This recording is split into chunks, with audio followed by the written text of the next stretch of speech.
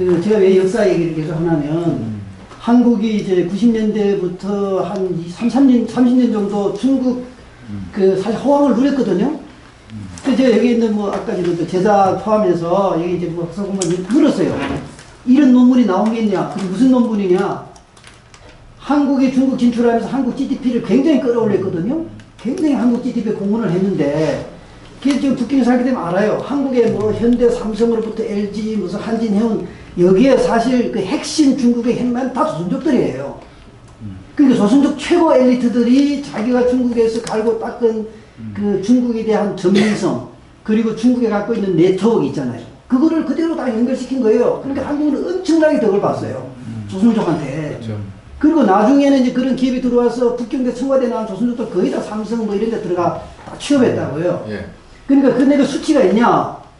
그런 논문 쓴 사람 없다. 그럼 빨리 누가 박사 논문이라도 써서 그걸 좀 수치화해서 이게 실제적으로 한국이 중국 진출하고 한국 GDP 상승에 기여한 부분들. 이런 것들은 그거는 이제 말로가 아니고, 근데 없어요. 제가 있는지는 모르겠지만 제가 지금 물어본 건 없어요.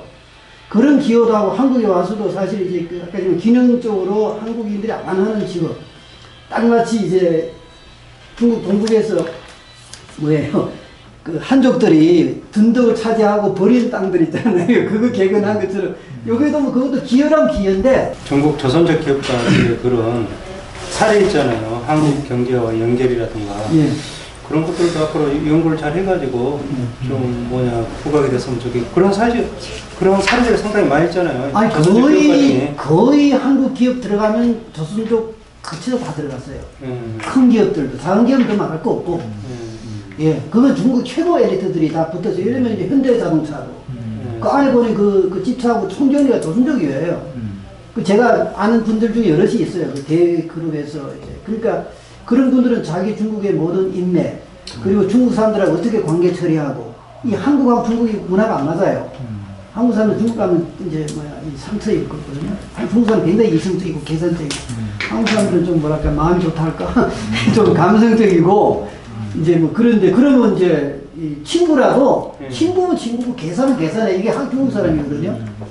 그런 사례들을 좀 부각시키고, 또 국내에서 또 보니까 3D 산업에서 공헌한, 기여한 그런 부분도 한국이 이제 언젠가는 좀 그런 부분들을 인정해 줄 때가 오겠죠. 아직은 좀 이런 측면도 있는데. 근데 지금 이제 조선족들이 한국 기업들이 진출했을 때 기여를 많이 했잖아요. 근데 많이 했죠. 그런데 한국인이 알고 있는 조선족은 1992년 국교 정상화 이후에 약 팔고. 그러니까 약 파는 게 아니라 한국 기업이 많이 갔단 말이에요. 갔는데 통역을 그거 하다 보니까 조선족이야. 우리 동포라고 찾아온 조선인데 사장 속여가지고서는 사기 피해를 입었다고 하는. 그게 너무나 많이 만연돼 있어서. 다 있어요. 내가 아는 사람들이 있는데 아주 소수. 그런데 그게 소수인데 예. 일반적으로 아는 건 한국 사회에서는 이런 부분이라는 거야. 지금처럼 조선족이 대기업에 가가지고 한국의 GDP, 진짜 사실 한국이 30년 동안 중국에서 얼마나 빼먹었어요. 그렇죠. 그러니까 그거 일본에서는 일어난 자 흑자를 보지 못했어요. 근데 중국에서는 얼마나 돈을 많이 벌었어요. 근데 여기 한국 사회에서는 92년도에 들어갔는데 조선족 통역 썼더니만 다 빼돌리고 말이야. 그런 말이 엄청 적은데, 그런 사람이 소수인데 그게 일반화돼 있어. 그리고 오늘 선생님이 말씀하신 엘리트, 북경대 청와대 나온 엘리트들이 한국 기업에서 희생, 자기 인맥 동원해서 막 개혁 막 다 뚫고 막 하는, 그거는 소문이 안 났단 말이에요. 이게 문제인 거예요. 그러니까 그거는 이제 중국 조선족 분들이 이제 그거를 연구를 해서 사회에. 그래서 여기 나와 박사 공부하는 친구들이, 너는 이런 거 해야지. 그래서 왜 좋은 주제예요. 그런 가지고 또 논문에서 하고 하기도 자기들 하고. 문제니까.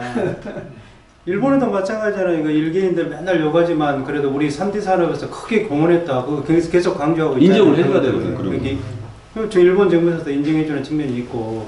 그래서 오늘은 재동포청에 바란다는 쪽으로 제가 좀 발표를 했는데, 근데 재동포청에 바란다는 게, 이제는 재동포 기본법이 이제 시행이 되고 나면 실태조사를 하게 돼 있잖아요. 아마 그거를 제외 한인학회에서 적극적으로 좀 노크를 해서, 정말 이제는 국내 처리하고 있는 동포들에 대한 정확한 실태 조사, 어떻게 살고 있는지, 뭐 이렇게 하고 있는지 그런 실태 조사가 필요하다. 꼭좀 필요해요. 그리고 또 아까 그 한국 경제에 조선족 동포들이 얼마나 기여를 했는지 이런 부분.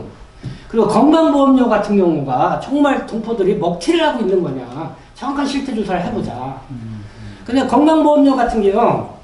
지금 한국 국적 자녀들이 한국인하고 국제 결혼을 해가지고 그러면 그 부모들이 중국 국적자잖아요. 그러면 그때 그 건강보험료는 한국인 자녀들이 낸단 말이에요. 같은 합가가 돼서. 그러면 그 부모가 병원에서 진료를 받으면은 그러니까 중국 국적자로 진료를 받게 되는 거예요. 예, 그러니까 그 통계하고 이게 안 나오니까 이게 획일적으로 그러니까 맞지가 않는 거야. 그러니까 이제 그런 동포들의 한국에서의 생활상이나 이런 것까지 고려를 해서 왜 건강보험료가 중국 국적자가 다른 외국인에 비해서 뭐 수요를 이렇게 많이 받는지 뭐 이런 게 그런 거를 봐야 되는데 그냥 국적자가 이렇게 많고 하다 이런 것만 보고 하니까 한국인들이 볼 때는 동포사회 생활상을 모르니까요. 예, 그렇게 판단할 수밖에 없죠. 그러면은 중국 국적자인 부모가 와가지고 한국 국적의 손자 손녀들을 돌보는 그런 경제적 가치는 아무도 안 따진단 말인가. 예, 그거잖아요. 예, 그리고 실제적으로 한국에서 F4 체류 자격으로 있거나 그런 사람들은 지역가 있자면은 돈이 수익이 있든 없든 간에 무조건 14만 5천 원씩 매달 내야 되는데, 예, 그러니까, 예, 그런 부분들 해서 이제 이런 문제를 따져봐야 되는, 그래서 내가 때는 그런 거에 대해서만 실태조사가 면밀하게 좀 이루어져서. 전국적인 조사를 해야 저희 한이나 걔가 첫 번째 진짜 그 동포청에다 하라는 것이 실태조사다. 그걸 해야 이 제한 동포. 밖에가 아니라 이 제한 귀환한 제한 동포 실태조사, 중동포, 고려인 따로 이렇게 잘 그냥 다르니까. 그리고 제가 볼 때는